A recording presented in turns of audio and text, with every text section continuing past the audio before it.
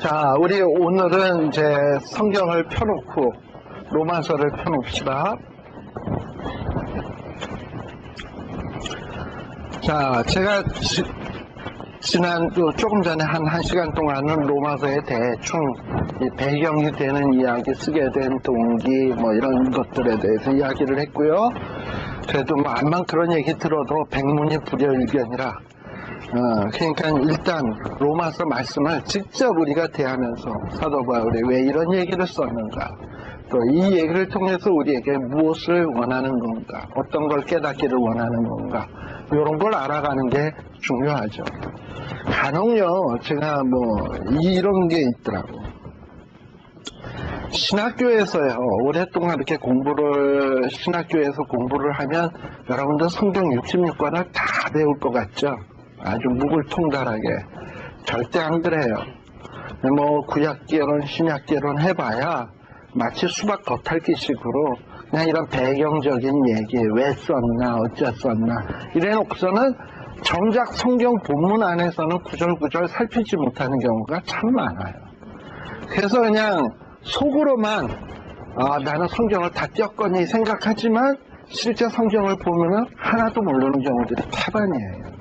굉장히 중요한 거는요, 성경에 대한 배경적인 얘기를 아는 것도 중요하고, 역사적인 얘기 아는 것도 중요하고, 이걸 누가 썼나 하는 것도 중요하지만, 누가 썼나 하는 걸 아는 것도 중요하지만, 제일 중요한 거는 쓰여진 게 도대체 나한테 뭘 얘기하는 건가를 깨닫지 못한다면, 그거는 별 의미가 없어요.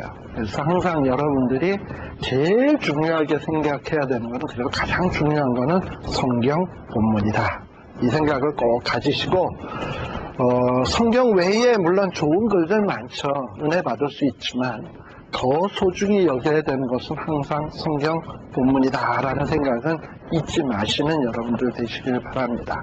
자, 로마서 이제 성경 딱 펴놓으시고, 아까 1장 1절에서부터 이렇게 쭉 보게 되면 1장 1절에서부터 15절까지는 로마 교인들에게 보내는 이 로마서의 첫 서두 같은 내용이에요. 인사말이에요. 일종의. 우리도 편지를 쓰다 보면 어떤 인사말을 하잖아. 그것도 또 지금 로마에 있는 사람들 입장에서 보면 사도 바울은 남보다도 못한 사람이거든. 그렇잖아요.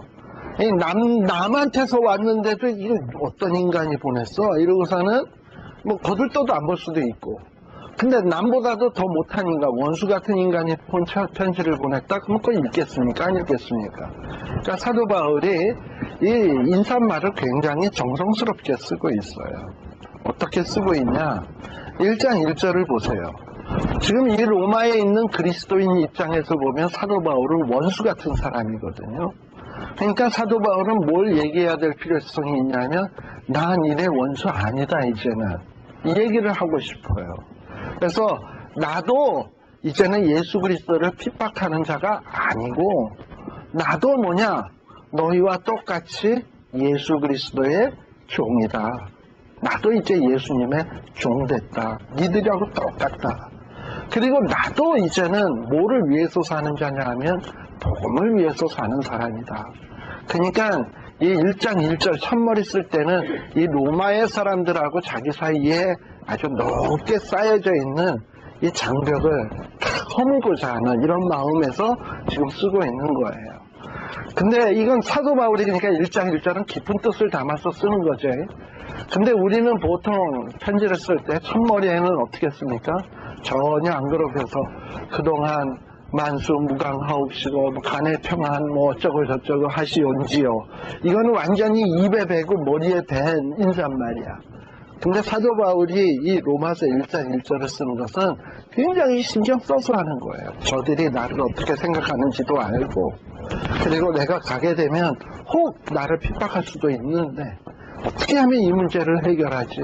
고민하다가 아마 1장 1절을 쓰는 그 시간이 얼마나 시간이 오래 걸렸는지도 모르겠어요. 물론 성령님의 감동하심으로 쓰긴 썼겠지만, 아무튼 그런 마음으로 1장 1절을 딱 보면 여러분들이 바울의 입장에서 한번 생각을 해보세요. 내가 예수 믿는 사람 막 잡아주기로 다메섹까지 가던 인간인데, 그래서 거기에서 피해서 로마까지 간 그 양반이 지금 내 편지를 받으면 나를 어떻게 생각할까? 내가 이 양반한테 뭐라고 첫인사말을 해야 되나? 여러분들이 바울의 입장에서 인사말을 쓴다고 생각을 한번 해보세요. 그랬는데 바울은 뭐라고 결론을 내리냐? 아, 나도 예수 그리스도의 종이다. 나도 복음을 위해서 부르심을 입었다. 하고 이렇게 그들에게 편지를 쓰고 있는 겁니다. 그리고 또 자기가 받은 복음하고, 사도 바울이 받은 복음하고 또 그 오순절에 뭐 제자들에게 막 방언으로 설교 듣고 간 사람들이 그 복음이 다르다고 또 느낄 수 있잖아요. 그들이 바울의 복음하고 저거 이단 아니야, 저거 신천지 아니야, 뭐 이러고 생각할 수 있잖아. 그러니까 이 사도 바울이 내가 지금 받아들이고 있는 복음에 대한, 내가 갖고 있는 신앙에 대해서 사도 바울이 설명할 필요가 있어요. 그래서 2절부터는 지금 그 얘기를 하는 거예요. 내가 믿고 있는 것도 다른 게 아니라 이 구약 성경에 나온 선지자들로 말미암아서 이미 다 미리 약속으로 주신 것, 바로 예수님이 오신 것은 그냥 갑자기 하늘에서 뚱 떨어진 게 아니라 구약에 약속하신 대로 오셨고, 바로 그 약속대로 오신 예수님에 대한 그 믿음이 내게도 있고, 나는 바로 그 예수의 종이고 그 예수의 복음을 믿는 거다. 그러니까 니들이 믿는 예수님과 내가 믿는 예수님은 다르지 않다. 너희가 믿는 복음과 내가 갖고 있는 복음이 다르지 않다. 그리고 내가 갖고 있는 이 복음은 뭐 갑자기 뚱 떨어진 게 아니라 이미 구약 성경에 약속된 복음이다 라고 얘기를 하는 거예요.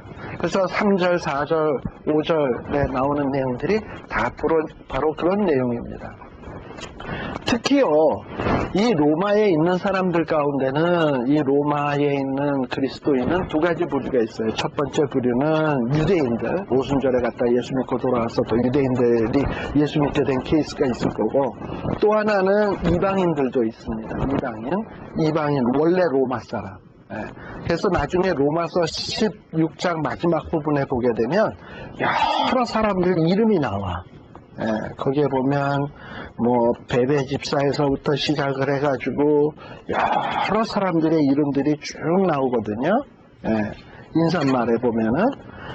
그런데 그 이름들 가운데는 유대인들도 있지만은 로마 전통적인 로마 사람의 이름을 갖고 있는 이름들도 많이 나와요. 그러니까 로마 교회 교인들은 단순히 유대인들만이 아니다.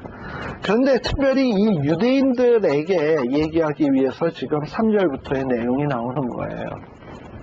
유대인들에게 있어서 가장 중요하게 생각하는, 가장 자기네 조상들 가운데서 자부심을 갖는 조상이 두 사람이 있는데, 첫째는 아브라함이요, 둘째는 다윗이에요. 그런데 지금 그 아브라함과 다윗을 유대인들은 굉장히 존중을 하면서도 예수님에 대해서는 인정 안 하는 유대인들이 참 많아.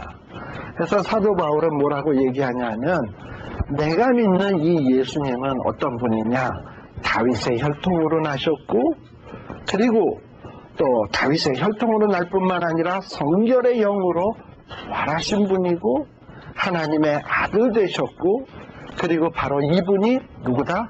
그리스도다 라고 얘기를 해요. 흔히 유대인들에게 있어서 오매불망 기다리는 분이 있는데 그걸 뭐라 그러죠? 세 글자로? 메시아.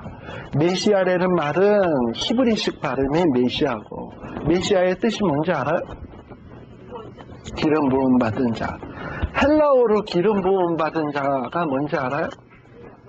헬라어로 그리스도. 그게 똑같은 말이야. 그리스도나 메시아는 둘 다 뜻이 기름 부음 받은 자예요. 그러니까 지금 사도 바울은 얘기하냐면, 너희들이 오매불망 기다리는 그분이 누구냐? 바로 예수인데 그분이 곧 메시아다. 이거를 말을 바꿔서 그분이 곧 그리스도다 라고 얘기를 하고 있는 거예요.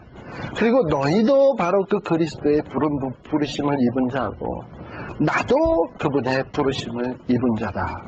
특히 사도 바울은 예수님의 부르심에 입은 거에 대해서 굉장히 감격해합니다. 왜냐하면 그럴 수밖에 없죠. 제가 아까도 얘기했습니다만 사도 바울이 예수님을 부른 게 아니거든. 예수님을 핍박했지. 그러면 예수님 입장에선 바울을 어떻게 해야 되냐 하면, 이놈, 너 나한테 맞 좀 볼래? 하고서 이게 죽어야 되는데, 뭐 대한테 혼나야 되는데, 사도 바울이 예수님의 부름을 이룬 거.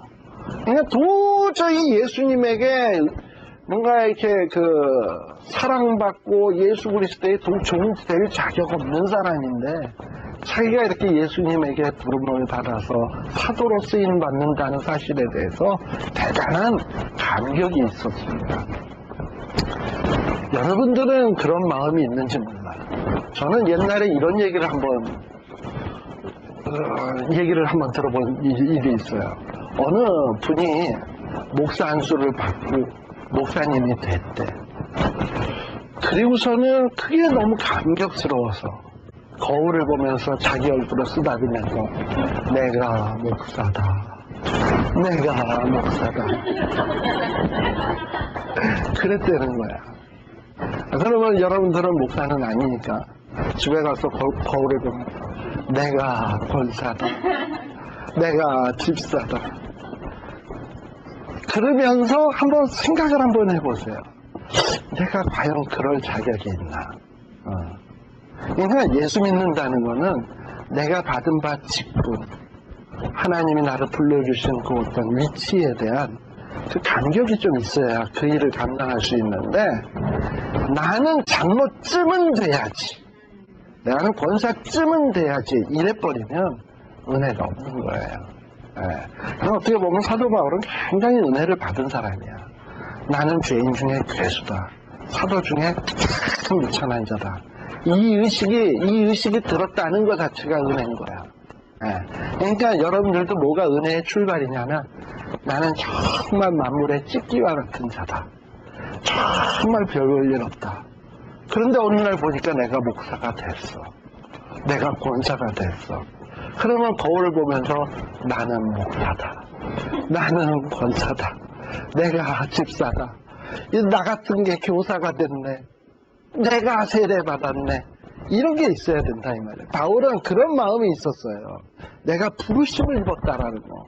정말 부르기에 합당한 자가 아닌데, 부르심을 입는 게 아니라 예수님에 의해서 네가 내 자녀들을 죽였지, 내 칼을 받아라 하고서는 대행강하고 예수님의 칼을 받아야 될 자인데, 내가 부르심을 입은 자다. 너희도 부르심을 입은 자다. 이러고 얘기를 하는 거예요. 그리고 이제는 예수님의 원수였던 자가 7절에 보면 어떻게 얘기를 합니까? 이전에는 예수님을 핍박하러 다녔던 이 양반이 이제는 예수 그리스도로 쫓아 은혜와 평강이 너희에게 있기를 원하노라 하고, 예수님의 이름으로 핍박하던 자가 이제 예수님의 이름으로 축복을 비는 자가 돼버렸어요. 이게 사람이 달라진 거지. 보라, 이전 것은 지나갔으니 보라, 새 것이 되었도다. 바로 사도 바울을 두고 하는 말입니다. 자, 이렇게 첫 부분에서는 바울이 내가 예수님의 종이고, 이제는 난 이제 다른 사람이다. 예수님의 종이고, 내가 믿는 믿음이 너희의 믿음과 다르지 않다. 지금 이 설명을 하고 있었어요. 자, 그 다음에 8절에는 뭐라고 얘기하냐면, 이 로마 사람들의 칭찬을 하는 거죠. 제가 아까 얘기했죠. 너희의 믿음이 온 세상에 전파된다 하고 이렇게 칭찬을 하고 있어요. 그리고 또 10절에 보면, 그렇게 너희들이 이렇게 훌륭한데 온 세상에 복음을 전도하는데 난 너희들을 빨리 한번 만나고 싶다. 어서서히 내게 길이 팍 열려서 너희와 만나고 싶은데, 이 사도 바울이 만나고자 하는 이유는 제가 이걸 지난 시간에 약간 했던 것 같아요. 저기 우리 복도에 앉아서 왜 가고자 하냐, 이 로마의 교인들에게 그 뭔가 믿음을 도와주고 싶은 거야. 사실 이들은 무명의 전도자에게 복음을 받았기 때문에 복음의 풍성한 내용이 뭔지 몰라. 물론 복음의 핵심적인 내용은 알지만 풍성한 내용이 뭔지 몰라요. 따라서 그들이 알지 못하는 풍성한 세계에 대해서 사도 바울이 좀 소개해주고 싶은 거예요. 그래서 11절에 보게 되면 내가 너희들을 보기 원하는 것은 너희들에게 신령한 은사를 주기 위함이고 또 하나는 너희들의 믿음을 이전보다도 더 견고케 하기 위해서다. 사실 이 일을 위해서 사도 바울은 여러 번 가고 싶었습니다. 13절 여러 번 가고자 했지만은 그 일이 번번이 다 막히곤 했어요. 그러나 사도 바울은 결코 포기하지 않았습니다. 이게 사도 바울의 일평생의 삶이에요. 우리가 주의 복음을 위해서 뭔가 이렇게 하려고 하는데, 주를 위해서 뭔가를 하려고 하는데 그 일이 번번이 막힌다? 그럼 신경질이 나잖아요. 하고 싶지 않잖아. 그러나 사도 바울은 어떤 형편이나 처지에서도 결코 포기하지 않았어요. 심지어는 감옥에 갇혔을 때도 하나님을 원망하거나 불평하지 않았습니다. 제가 지난 시간에 빌립보 감옥에서의 이야기를 했잖아요. 그런데 그 빌립보 감옥 안에서도 발은 착고에 차이고 그런 상황 속에서도 하나님을 원망하거나 불평하지 않냐고 찬양할 때, 자기가 할 수 있는 최선의 것을 할 때 그게 기회가 돼가지고 빌립보가 복음화가 되고 이랬거든요. 그러니까 이런 어떤 사도 바울의 이 삶의 태도, 이런 것들을 우리들이 좀 이렇게 볼 필요가 있어요. 그 사도 바울의 꿈은 뭐냐? 14절 헬라인이나 또 누구나 야만인이나 지혜 있는 자나 어리석은 자에게 다 내가 빚진 자라라는 이런 마음을 갖고 있습니다. 저는 요 구절을 보면서 이런 생각을 했습니다. 헬라인이나는 좀 감이 와. 그런데 두 번째 구절 누구? 야만인이나. 헬라인에게는 뭐 빚진 자라라는 생각은 좀 들어요. 왜냐하면 모든 학문이 그리스에서 시작했고 지금 우리가 배우는 것도 그런 것들 많잖아. 또 지혜 있는 자에게도 빚지고 근데 여기에서 야만인이나 어리석은 자에게 내가 빚졌다? 이건 좀 그래요. 근데 무슨 생각이 드냐 하면은 이런 생각이 들어요. 우리 예수 믿는 사람들, 특히 한국 사람들, 굉장히 우리 한국 사람은 단일민족이다 보니까 타 인종에 대해서 이렇게 마음이 열려있질 않아요. 특히 그러다 보니까 교회가 굉장히 좀 폐쇄적이에요. 그래서 제가 옛날에도 목회를 할 때에 교회 이렇게 예배 시간이니까 문을 열어놓잖아. 열어놓으면 가끔 까만 아저씨가 쓱 들어와서 뒤에 이렇게 앉아. 그러면 교회에, 근데 만일 한국 사람이 쓱 들어오면 되게 반갑지. 낯선 사람이 들어오면 새신자 왔구나. 이런데 까만 아저씨가 들어오면 저거 도둑이구나. 이러고서 벌써 경계심을 팍 갖는단 말이죠. 그리고 우리가 살면서도 그래. 히스패닉이나 뭐 멕시칸이나 뭐 이런 사람들 보게 되면 괜히 좀 마음속으로 인간들 어떻게 저렇게 사나. 그냥 이런 식으로 멸시하는 마음들이 좀 들잖아요. 그런데 사도 바울은 지금 뭐라고 얘기하냐면 야만인이나 어리석은 자에게도 내가 빚진 자다라는 이런 마음이 있어요. 그러니까 신앙이 성숙했다라고 하는 것은 뭐냐면 어떤 내가 보기에 외적으로 볼 것이 없고 별 볼 일 없는 사람이라 하더라도 그 사람의 영혼을 보면서 사랑하는 마음을 가질 줄 아는 자가 이 사람이 아마 성숙한 사람일 거예요. 그렇지 않겠습니까? 네. 그래서 우리가 히스패닉 한 사람을 봐도 그 사람을 보면서 내가 저자에게도 내가 복음에 빚진 자라라는 어떤 이런 마음. 어리석은 자 이런 사람을 보면서도 내가 저자에게도 빚진 자다 라는 어떤 이런 마음, 이런 마음들이 우리 한국 우리 교인들의 마음속에서도 좀 이제 새록새록 일어나야 되지 않을까. 근데요, 지금 이 사도 바울에게 있어서 그러나 가장 지금 얘기하고 싶은 중요한 내용은 뭐냐? 이 사도 바울이 로마에 가서 복음 전하기를 원한다 그랬어요. 이 복음을 내가 사도 바울의 가장 원하는 것은 뭐냐면 바로 복음 전하는 거예요. 복음. 도대체 우리 옛날에 드라마에 보면 이런 거 있었죠. 사랑이 뭐길래? 뭐 이런 드라마 있었던 것 같아요. 사랑이 뭐길래? 뭐 이런 드라마 있었는데 사도 바울은 도대체 복음이 뭐길래? 복음이 뭐길래 그토록 이렇게 복음을 전하려고 애를 쓰고 목숨을 걸고 이렇게 로마에 여러 번 길이 막힘에도 불구하고 전하러 가려고 했을까? 이 복음이 뭐길래? 그러니까 이 복음이 뭔지를 알아야 우리들이 이 복음에 목숨을 걸지, 복음이 뭔지를 모르면 복음에 목숨 안 걸어요. 근데 많은 사람들이 복음, 마태복음, 마가복음, 저도 옛날에 마태, 마가, 누가, 요가 그 복음을 갖다가 그냥 복음이라는 게 뭔지도 모르고 마태복음, 마가복음, 이렇게 명태복음, 이런 식으로 생각을 했다니까. 그러면 안 돼. 복음이 뭔지를 알아야 돼요. 그걸 알아야 거기에 목숨을 걸고 그걸 위해서 평생을 사는 거지. 근데 많은 사람들이 솔직히 복음주의, 복음신학교, 복음 어쩌고저쩌고 이거 얘기 많이 하는데 복음이 뭐냐 하고 물어보면 복음에 대해서 제대로 얘기 못해요. 복음이 뭡니까 진짜? 복음 말 그대로 하면 복된 소리야. 왜 복된 소식이야? 왜 복된 소식이냐 이 말이에요. 여기에 보면 이렇게 얘기를 합니다. 내가 복음을 부끄러워하지 않는데, 사도 바울은 복음을 부끄러워하지 않는 정도가 아니지. 사도 바울은 복음을 자랑하죠. 복음을 자랑하는데 왜 이 복음을 자랑하냐? 이 복음은요 1차적으로는 하나님의 능력이래요. 능력. 어떤 능력이냐? 구원을 주시는 능력이에요, 복음은.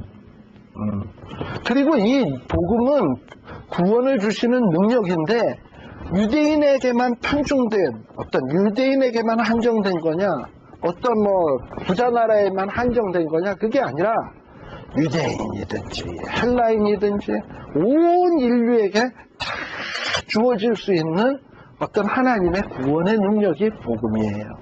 그럼 이 복음은 어떤 거냐? 17절에 보면 이렇게 얘기합니다.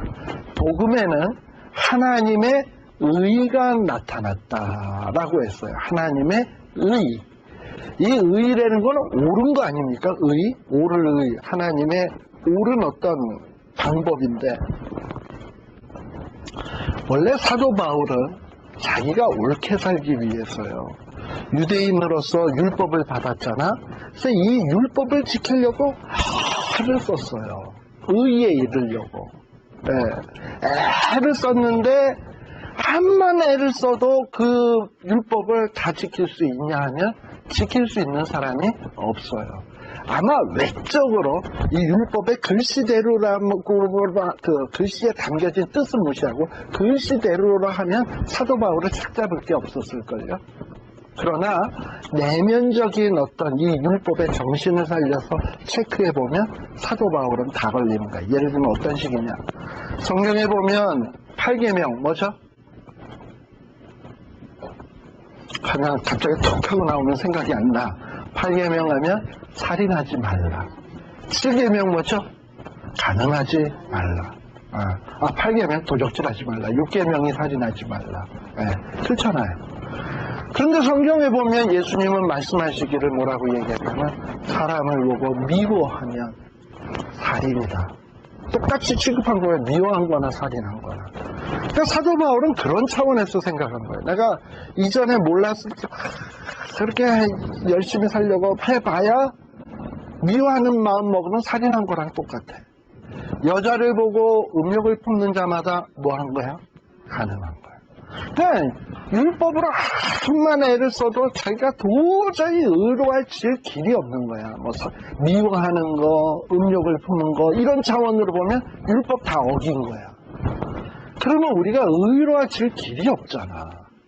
자, 의롭지 못한 자가 의로운 하나님의 나라에 갈 수 없잖아요. 갈 수 있어요? 어떻게 가요? 의로우신 하나님 앞에 만나면 그 앞에서 죽을 텐데 어떻게 하나님의 영광스러운 자리까지 이룰 수 있습니까? 없지. 그래서 성경에 보면 나중에 또 로마서에 나옵니다만 모든 사람이 죄를 범하였음에 하나님의 영광에 이르지 못하다니. 하나님의 영광에 이를 자가 하나도 없어. 그러니까 하나님 앞에 갈 수 있는 자가 없는 거예요. 그런데 하나님이 또 다른 어떤 의의 길을 보여주셨어요. 율법 말고. 그건 뭐냐? 예수님이 이 세상에 저장 안 오시더니 예수님은 100% 율법을 다 순종하셨어요. 그 대표적인 케이스의 말씀이 뭐냐면 예수님이 겟세마네 동산에서 뭐라고 얘기하시냐면 하나님, 할 수만 있으면 이 잔을 내게서 물리쳐 주옵소서라고 이야기했어요. 그러나 내 뜻대로 마옵시고 아버지 뜻대로 하옵소서라고 했어요.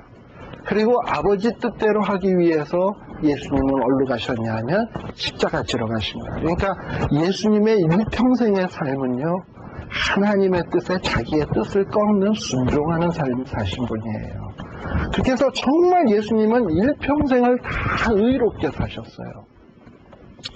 그런데 이렇게 사신 분이 죽으셨어. 그리고 부활하셨어요. 그런데 하나님의 의라는 건 뭐냐 하면 바로 그런 예수님이 죽은 게 나 때문이고, 그분이 부활하신 게 나 때문이고, 그분이 이 땅에서 율법을 성취하신 게 내가 율법을 성취한 걸로 만들어 줄래니까 예수님이 율법을 그렇게 다 순종하셨고, 그래서 죽으시고 부활하셨다. 그럼 나는 뭐만 하면 되냐 하면 예수님, 난 예수님을 내 주님으로 영접하겠습니다만 하면 예수님이 이루어 놓으신 그 율법에 순종한 모든 것이 내게 돼. 그리고 예수님이 죽으신 거, 왜 죽었죠? 죄값이잖아.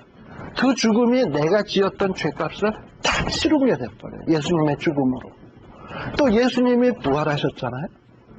그러니까 예수님이 부활했다는 건 뭐냐? 나도 죄값으로 죽지만 결국 예수님이 부활하신 것처럼, 첫 열매로 부활하신 것처럼 나도 죽어 땅속에 머물러 있을 수 없어.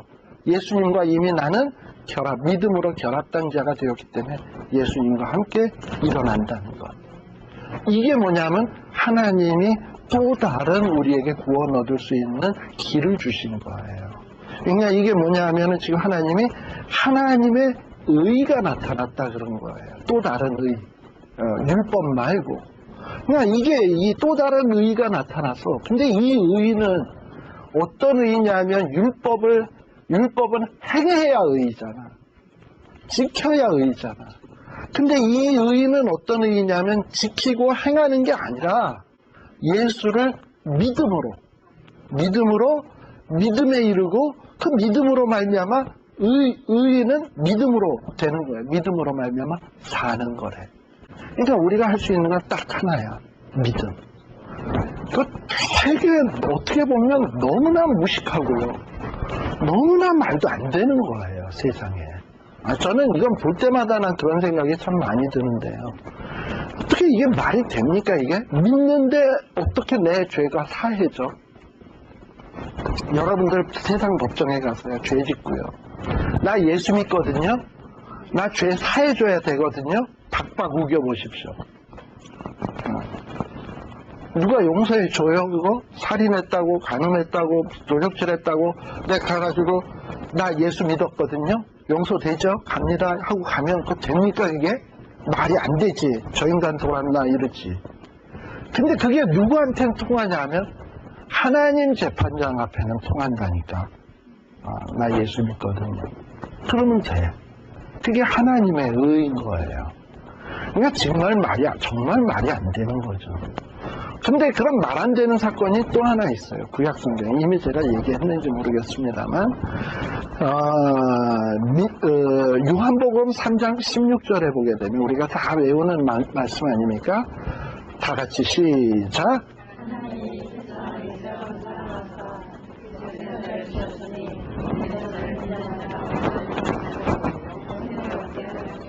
네. 근데요, 3장 16절은 다 암송하거든? 3장 16절은 다 외우는데 3장 14절과 15절에 뭐 나오는지 아세요? 그건 잘 몰라.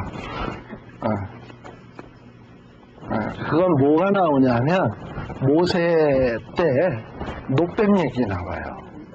그 얘기가 3장 16절 이전에 나와요. 자, 그러면 그 얘기를 16절에처럼 제가 한번 얘기를 해볼까요? 이렇게 될 수 있어요.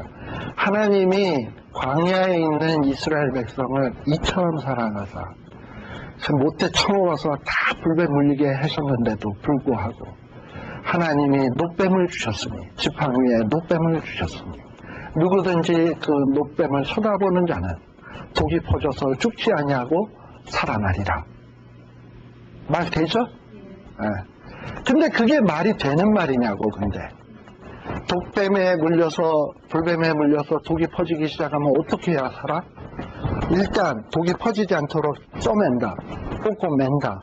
그래서 쪼매고, 그 다음에 물린 부위에다 입을 대고 쪽쪽 빨아서 독을 빼낸다.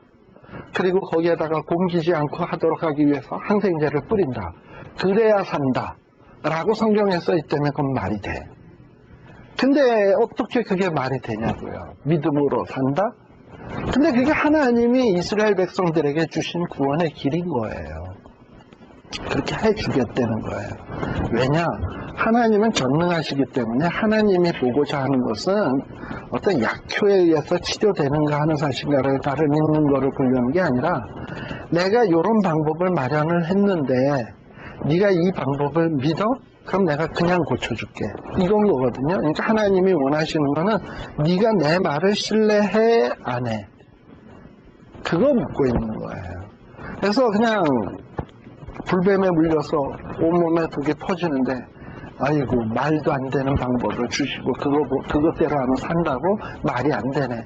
난 차라리 죽는다. 그런 어리석은 행동을 해서 내가 어리석은 자가 되느니 그래가지고 눈에다가 안대 끼고 그 다음에 모자 푹 뒤집어 쓰고 입을 뒤집어 쓰고 방 안 깊숙이 들어가서 나는 안 본다 이러고 버티고 있으면 그 사람이 살아요? 죽지. 그러나 뭐 믿져야 본전 믿지 뭐 그만. 한번 볼래. 만약에 그런 삶은 어떡해. 나 볼래. 그래서 십자가를 노뱀을 바라본 거야. 그랬더니 그 사람은 하나님의 갑자기 치료의 광선이 나타나서 그런 사람이 살았어요. 하나님이 원하시는 방법은 그런 거예요. 내 말을 신뢰하냐 안 하냐는 거예요.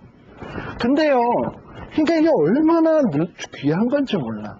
바로 우리 예수님을 이 땅 위에 보내신 거. 예수님이 이 길을, 하나님이 이 구원의 의의를 만들기 위해서 하나님은 쉬운 방법을 주신 게 아니에요. 자기 아들 세상에 안타까운 마음에 보냈어야지.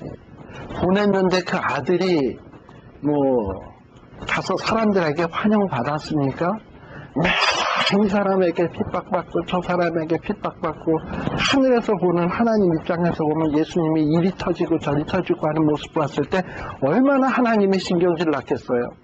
여러분들 자식들을 학교에다 보냈는데 선생님이 개패드 패 애들이 그냥 이리저리 돌아가면서 왕따 시켜 이러면 그따위 학교 다니지도 마라 하고선 이럴 거 아니에요. 그 선생님에게 가서 애를 왜 그렇게 핍박하냐고, 애들이 왜 얘를 핍박하게 하냐고 따질 거 아닙니까? 근데요, 우리 하나님께서는 예수님을 이 땅 위에 보내시고서는 예수님을 핍박하는 자들에게 벼락치기는커녕 그냥 침묵하고 보시는 거야. 심지어는 예수님이 십자가 위에서 피를 뚝뚝뚝뚝 흘리고 머리에서 핏방울을 뚝뚝뚝뚝 흘리는 것을 보면서도 부글부글 끓는 심정을 가지시고 하늘에서 쳐다보셨다니까 그냥. 그리고 예수님이 그냥 하나님 앞에 오죽했으면 이런 기도하겠습니까? 엘리 엘리 라마 사막다니. 그러니까 다시 말하면 나의 하나님 어찌하여 나를 버리시나이까. 이러고선 십자가 위에서 기도할 정도로 예수님을 철저하게 버리셨다니까. 그 하나님의 마음이 편했겠냐고요. 근데 왜 하나님은 그렇게 예수님을 철저하게 버리셨냐. 그래야 저와 여러분이 구원받거든. 그 길이 열리거든. 그러니까 그때까지를 참은 거야. 참아가지고 그러고서 예수님이 다 이루었다 하고서 숨이 딱 끊어지자 그때서부터 하나님이 일하셨어요. 예수를 부활시키시고 의의 길이 마련된 거예요. 이제 우리 하나님은 우리에게 묻는 게 뭐냐면 그 예수가 너의 죄를 위해서 십자가 지시고 피 흘리시고 죽으시고 한 사실을 믿느냐. 우리가 묻는 게 그거거든요. 그 믿으면 하나님이 의롭게 여겨주시겠다는 거예요. 이게 하나님의 의예요. 그러니까 이건 세상에서는 이해 못할 일이지. 근데 실제 의로워지거든, 그 예수님을 믿으면. 그래서 뭐냐? 능력인 거예요. 그거 믿은 거, 그것 때문에 내가 사망해서 천국으로 가거든요. 그래서 능력인 거예요. 그거 믿은 것 때문에 내가 병으로 죽었든 사고로 죽었든 뭘로 죽었든 간에 내가 영광의 몸으로 부활할 거거든요. 있을 수 없는 일이 나타날 거예요. 그게 뭐냐? 하나님의 능력인 거예요. 이게 지금 사도 바울이 얘기하는 거예요. 그래서 사도 바울에게 있어서 가장 중요한 사건은 바로 16절, 17절이에요. 그래서 사도 바울은 왜 이렇게 중요하냐? 자기가 그냥 있는 노력, 없는 노력 다해서 의로워지려고 발버둥을 일평생을 쳐왔는데 안 됐거든. 그랬는데 일순간에 예수님이 자기를 찾아와서 만나주시고 자기가 믿게 되니까 일평생 해오던 게 싹 다 해결이 돼버렸거든. 십자가는 능력이다. 능력이다. 모든 믿는 자에게 이건 능력이다. 라고 얘기하는 거예요.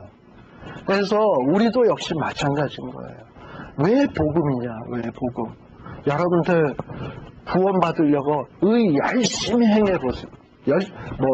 율법의 말씀을 열심히 행해보세요. 절대 천국 못 가.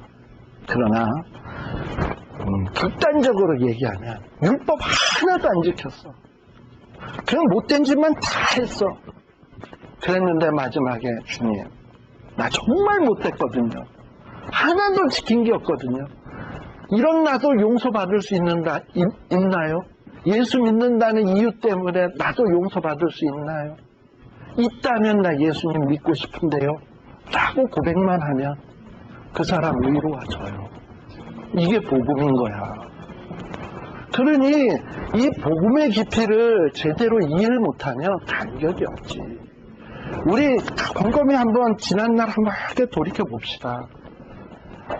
우리 가스펠송에 이런 노래 있잖아.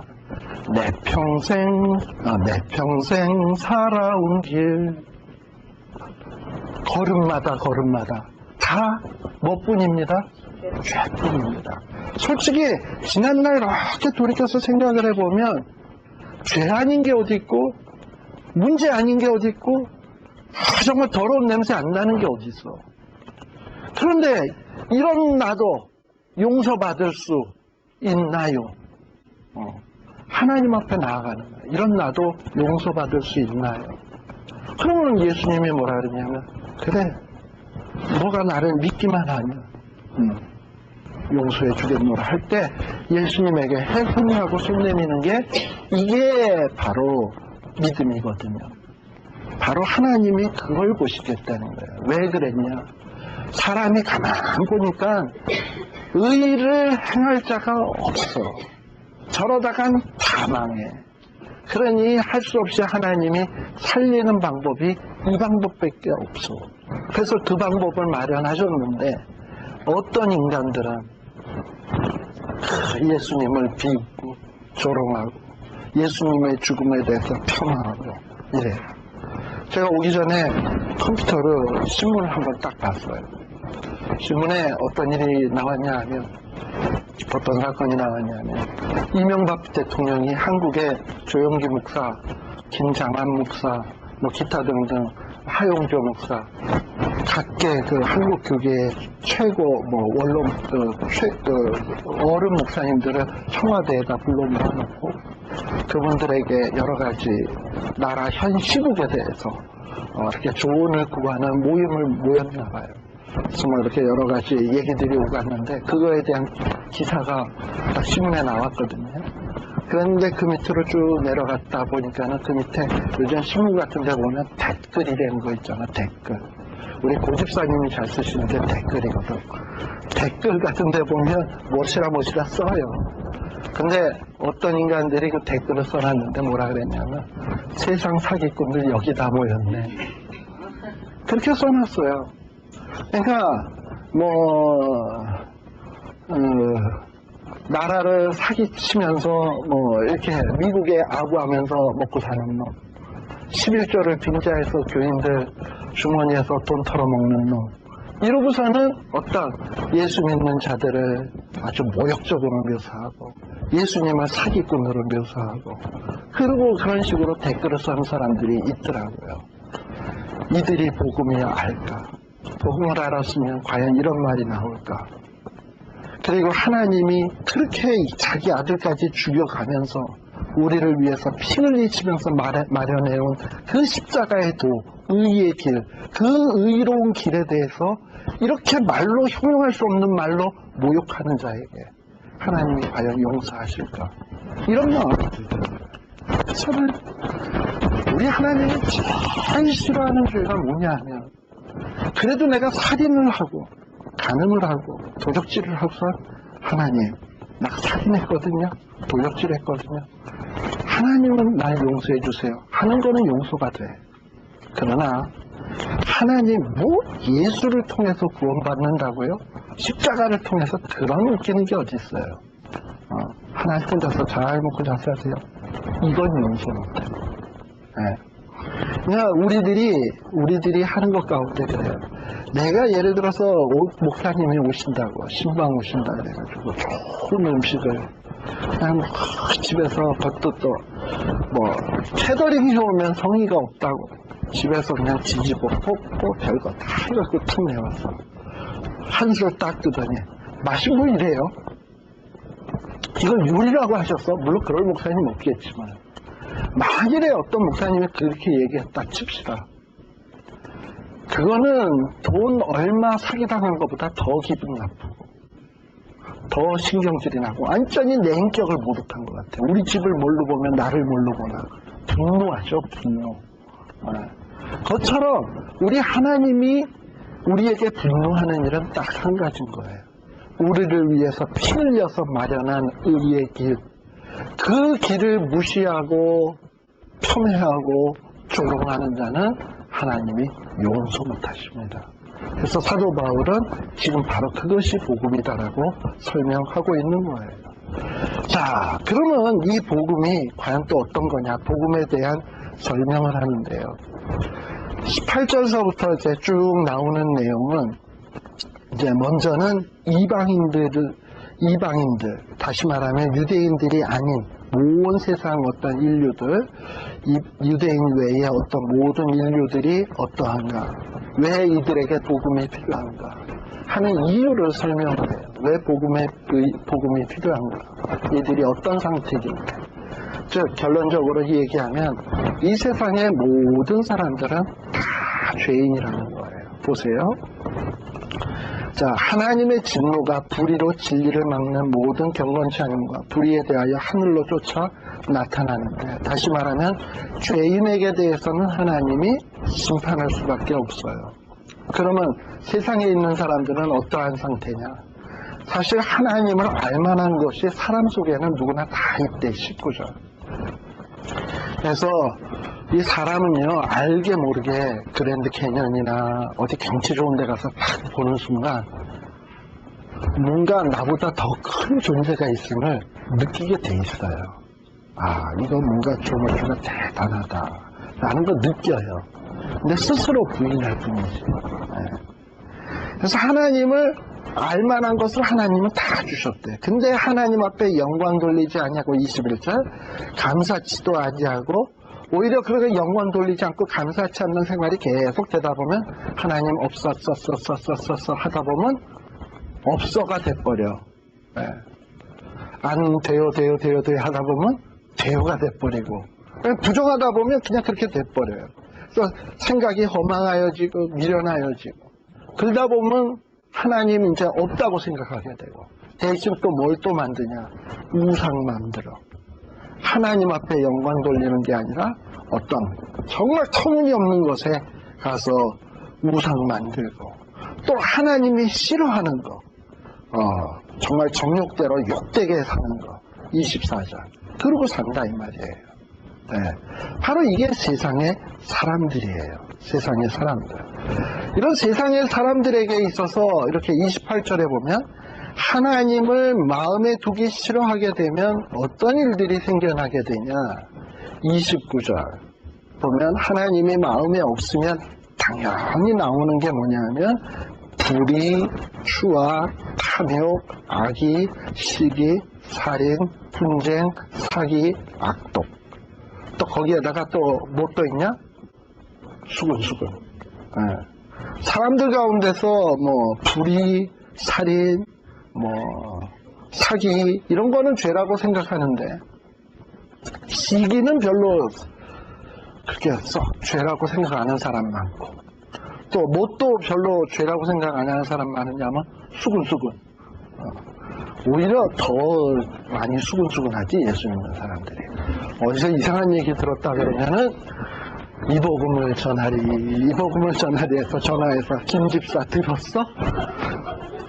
나 이런 얘기 들었다 이러고서는 오만 데다 수근수근 대고서는 그냥 전파하는 게 워낙에 교회에서 잘 배우다 보니까 복음을 그렇게 증거하지 진짜. 오만 데다 다 증거한다 이 말이에요. 근데 바로 이런 열매가 나오게 돼 있어. 하나님을 두기 싫어하는 자에게. 근데 이게 세상 사람들 모두가 다 그래요. 그래서 이렇게 간혹 보면 물론 저는 뭐 누구를 교통하고 뭐 어쩌고 싶진 않지만 간혹 신문에 무슨 대통령이 뭘 잘못했다든가 이런 거 보면은 칭찬하고 격려하는 글보다는 수근수근하고 비방하고 이러는 걸 더 많이 봐. 그게 왜 그러냐? 사람이 원래 그렇게 악해요. 좋은 얘기보다는 악한 얘기를 더 많이 하게 돼 있어요.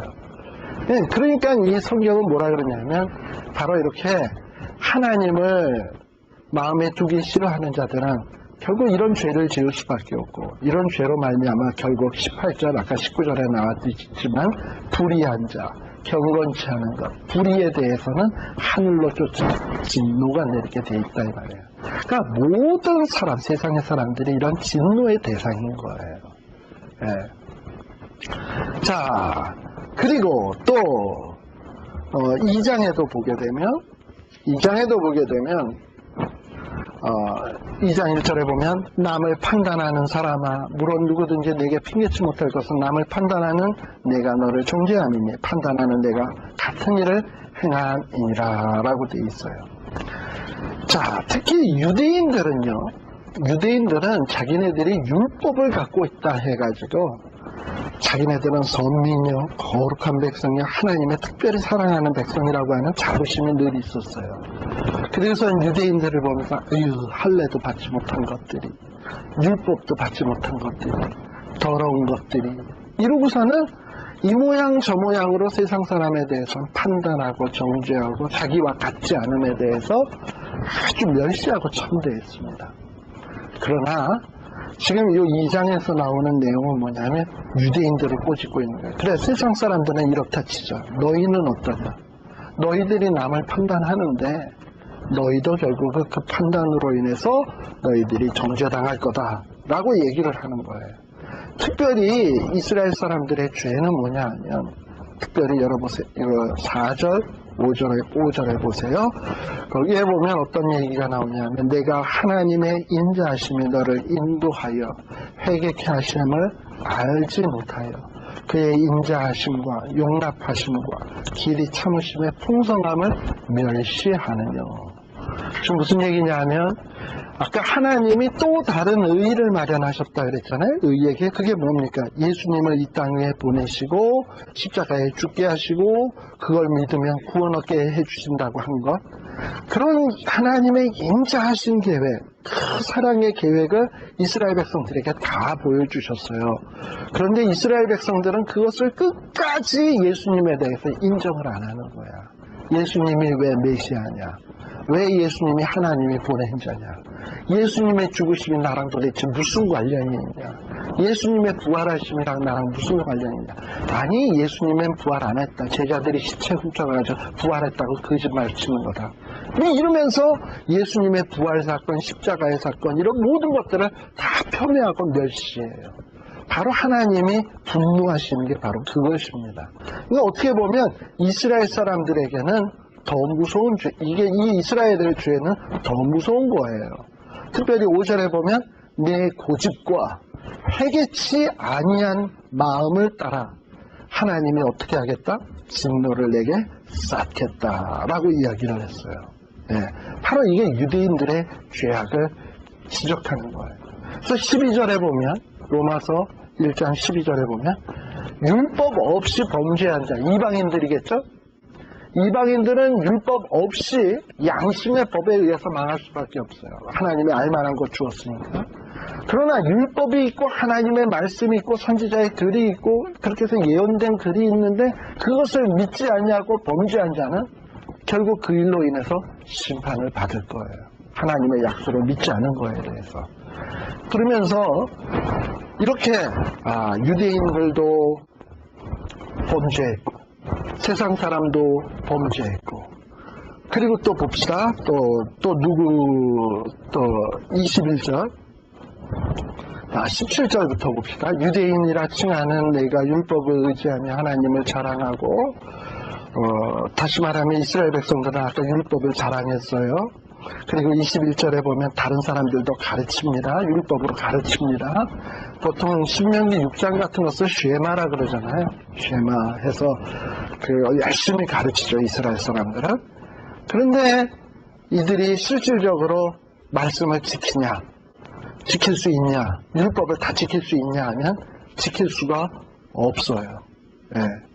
여기 보면 25절에 보면 이런 얘기가 나와요. 율법을 다 행할 수 있다면 너희가 받는 할례도 유익해요. 그러나 만일에 율법을 범하게 되면 너희들이 율법대로 행한 할례도 무할례가 돼요. 이 얘기가 뭐냐면 이스라엘 백성들이 이스라엘 백성 하나님의 택한 선민이 되는 조건은 그 당시에 딱 한 가지가 있습니다. 뭐냐면 할례예요. 할례를 행하면 하나님의 백성이 되고 할례를 행치 않으면 백성에서 끊겨지게 돼 있어. 그러니까 하나님의 백성이냐 아니냐의 구분은 할례를 행한 거야. 근데 지금 하나님은 바울은 무슨 얘기를 하냐면 네가 만일에 율법을 다 행하고 할례를 행했다면 그 할례는 효용이 있다. 하나님의 백성 되는 조건으로. 그러나 율법을 하나도 행치도 못해놓고 할례만 행했다고 하나님의 백성 되느냐? 아니다. 무할례가 되는 거다. 그러니까 하나님의 백성 되는 것은 율법을 다 행해야 되는 거죠. 그러니까. 근데 행할 수 있냐 하면 행할 수가 없어. 그래서 28절에 보면 뭐라고 얘기하냐면 표면적 유대인이 아니요 표면적 육신의 할례가 아니다. 진짜 할례를 행하려면 어디에다 행해야 되냐 하면 마음에다 행하고 심령에 있고 의문에 있지 아니한 것이라 하면서 진짜 할례를 받으려면 마음의 할례를 받아야 되는데 그래서 마음이 달라져야 되는데 근데 이 마음이라는 게요 실질적으로 마음으로 음욕 품지 않고 마음으로 정말 미워하지 않고 이럴 수가 있나? 그러니까 이 마음의 할례는 누구에 의해서 되어져야 되냐면 하나님에 의해서 되어지는 것밖에 없어요. 그래서 지금 그래서 결론적으로 3장 9절에 보게 되면 이렇게 얘기합니다. 그러면 어떠하냐? 유대인들이 이렇게 못된 놈이면 우리는 걔네들보다 낫냐? 유대인보다 낫냐? 결코 아니다. 유대인이나 헬라인이나 다 우리가 죄 아래 있다. 죄의 싹슨 뭐요? 사망. 의인은 없나니 하나도 없고 깨닫는 자도 없고 하나님을 찾는 자도 없고 다 치우쳐 한 가지로 무익하게 되고 선을 행하는 자도 없나니 어떻다? 하나도 없다. 그러니 갈 길은 빤한 거 아닙니까? 어디로 가는 겁니까? 죽음밖에 없어요. 모든 인류는 죽을 수밖에 없어요. 그런데 하나님이 이 일을 해결하기 위해서 해결하신 방법이 뭐냐? 또 다른 의. 바로 그것은 믿음의 길. 그 길을 우리에게 주시고 이 복음에 대한 설명을 이제 사도 바울이 해나가는 겁니다. 그래서 우리가 받은 이 복음은 정말 어마어마한 거다. 생각해 보십시오. 바울이 일평생 그렇게 정말 뼈를 깎는 고통을 겪으면서 했던 것을 그러고서도 못 이루었던 것을 우리는 예수님, 나는 예수님이 필요합니다. 예수님, 나는 예수님이 내 죄를 사해 주셔야 되겠습니다. 라는 고백 한마디로 사망에서 생명으로 옮겼느니라. 얼마나 이게 놀라운 복음인지 몰라요. 이 복음이 복음의 감격으로 다가오지 않으면 이건 전할 수가 없죠. 내가 복음이 아닌데. 심지어 저도 오늘 복음 하나 전할까? 우리 한국이 얼마 전에 요르단 축구 선수단한테 월드컵 예선 축구 시합을 해가지고 일주일 전이나 비겼어요. 2대0으로 이기고 있다가 나중에 2골 줘가지고 2대2도 비겼어요. 그래서 굉장히 속상했어요. 근데 오늘 새벽에 요르단하고 또 한 번 붙었거든요. 한 골 차이로 이겼대요. 이런 소식도 남한테 전해주려고 하는데 이 별것도 아닌 소식. 그런데 내가 예수 그리스도를 믿음으로 사망에서 생명으로 옮길 수 있다고 한다면 이런 소식을 어떻게 안 전해? 그러니까 사도 바울은 그 복음에 대한 감격이 있다 보니까 나는 헬라인에게도 야만인에게도 유대인에게도 어리석은 자들에게도 나는 복음의 빚진 자다 라고 고백하고 있습니다. 이런 바울의 마음을 여러분들의 마음으로 삼을 수 있기를 간절히 바랍니다. 기도하겠습니다. 사랑의 아버지 하나님 감사합니다. 오늘 우리 사도 바울의 이 로마서 말씀을 읽었습니다. 도대체 우리가 거울을 보고 우리 스스로 이 모양 저 모양 뜯어보아도 하나님의 사랑받을 만한 구속이라고는 꿈만치도 없는데, 그런데 이런 우리를 위해서 예수 그리스도 보내시고 또 예수 그리스도가 세상 사람들에게 손대받고 실어버린 바 받으며 정말 모욕을 당하는데도 불구하고 하나님은 나를 위하여 참으시고 십자가 지실 때도 이를 악물고 계시며 또 숨을 거둘 때까지 우리 하나님은 정말 뼈를 깎는 아픔으로 견디셨습니다. 그렇게 하여 우리에게 복음의 길을 주심을 진심으로 아버지 하나님 감사를 드립니다. 이 놀라운 이런 복음을 우리가 받았사오니 아버지 하나님 정말 우리의 마음속에 이 복음을 생각할 때마다 바울이 가졌던 감사와 감격이 있게 하여 주시고 또 그 감격으로 인해서 나도 바울처럼 헬라인에게도 빚진 자요, 야만인에게도 빚진 자요, 유대인에게도 빚진 자요, 또 어리석은 자에게도 빚진 자라는 심정을 오늘 이 시대에 우리가 갖게 하여 주시옵소서. 내 주변에는 홈리스도 있고 히스패닉도 있고 흑인도 있고 또 아프리카에 굶주린 자들도 있는데 그들을 바라보면서 무심한 눈길로 스쳐 지나갈 것이 아니라 내가 이런 놀라운 사랑을 받았는데 내가 저들에게 무엇을 할까? 어떤 것을 전해주어야 하나? 정말 빚진 자의 심정을 가질 수 있는 우리들이 되게 하여 주시옵소서.